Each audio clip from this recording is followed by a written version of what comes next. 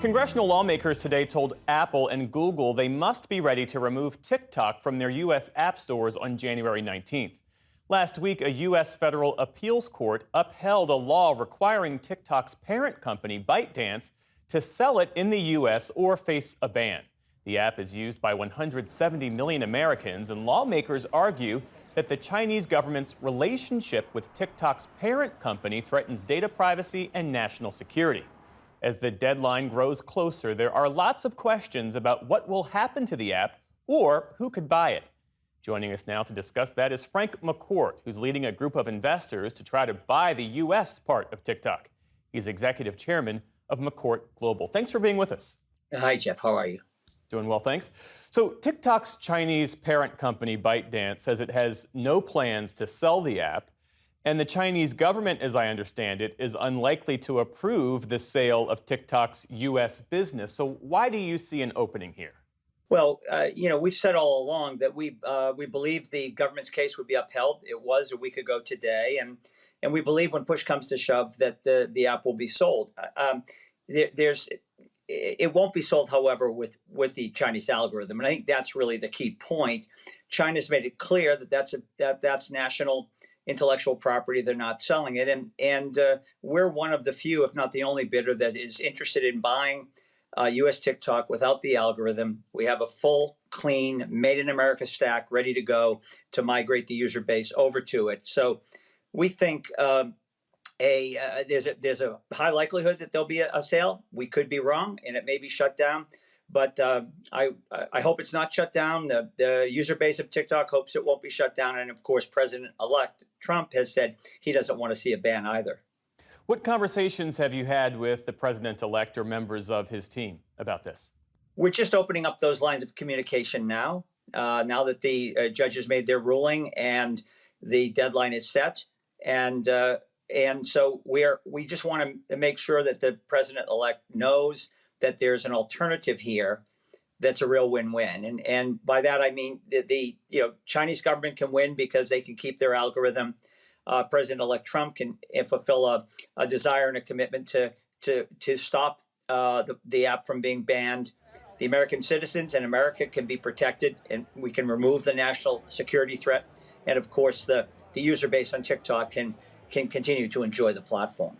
Without that algorithm, that proprietary code that makes the app so effective at predicting what kinds of videos users want to see, without that special sauce, doesn't that make TikTok certainly less valuable, but also less desirable? Yeah, that is a good point. It does make it U.S. TikTok less valuable, and yeah, the algorithm is great, but as I said to people, so is democracy, so is civil discourse, so is a information ecosystem that gets us all smarter, and so is protecting kids. So the point here is we want to move the user base of TikTok over to a new stack that is not driven by a top-down algorithm. And what I mean by that is the current tech architecture is one where we're all surveilled, our personal data is scraped and aggregated, algorithms are applied, and then we're manipulated, quite frankly. And this is the national security threat that's become obvious now and why Congress moves so quickly. We don't want the algorithm, nor do we need it. We think the internet should not be architected in that way, and that there should be a new upgraded internet where each of us own and control our identity, our data, our relationships, and we get to curate our own algorithm. Another practical question about how this might work. China changed its laws back in 2020, as you well know, allowing it to block the sale of Chinese technology to an American buyer. How would you get around that? Have you had any conversations with Chinese officials in Beijing? We've reached out for ByteDance. We'd like to have a conversation with them.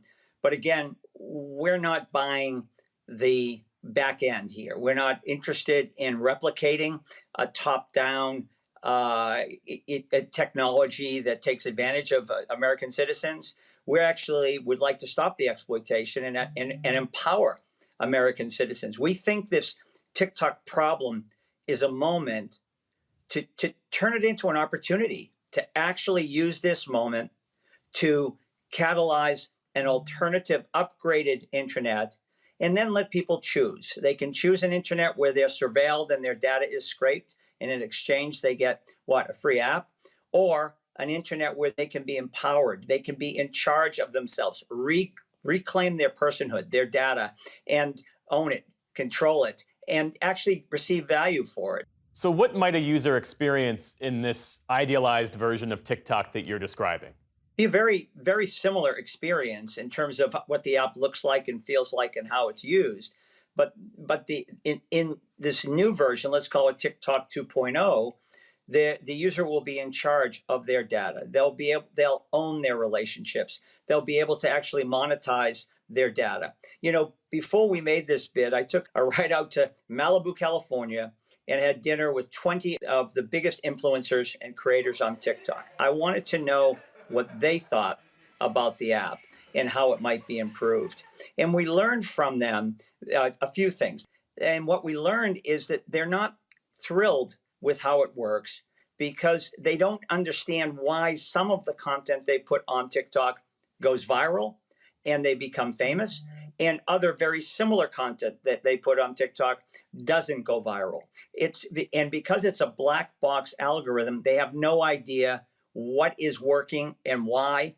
And more importantly, they don't know who their community is. Well, this January deadline is fast approaching. Frank McCourt, thank you for joining us this evening. We appreciate it. You're welcome. Thank you.